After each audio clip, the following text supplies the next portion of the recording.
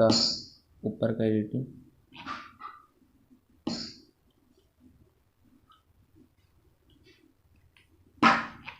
Volume एक cap को मैं अपने हिसाब से लगाए हूँ और आप लोग भी लगाना चाहते हो तो लगा लेना। यूज़ नहीं हुआ है दोनों का, फिर भी मैं अपने हिसाब से लगा दी हूँ।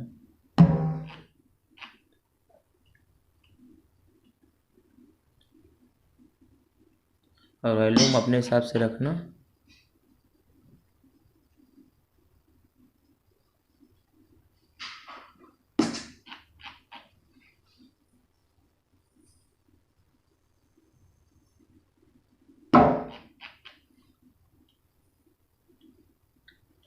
और अच्छा लगे तो लाइक शेयर और चैनल को सब्सक्राइब जरूर कर लेना।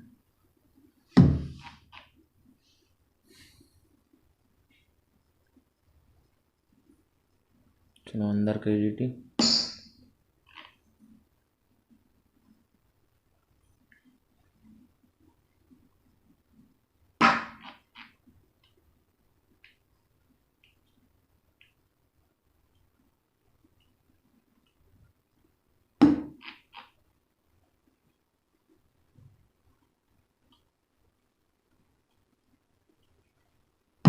इसका यूज नहीं हुआ है, फिर भी देख लीजिएगा।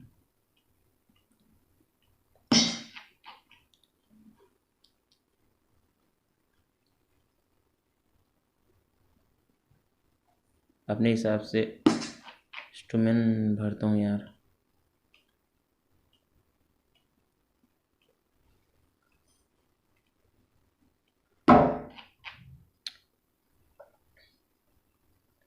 और अच्छा लगे तो लाइक शेयर और चैनल को सब्सक्राइब जरूर कर लेना।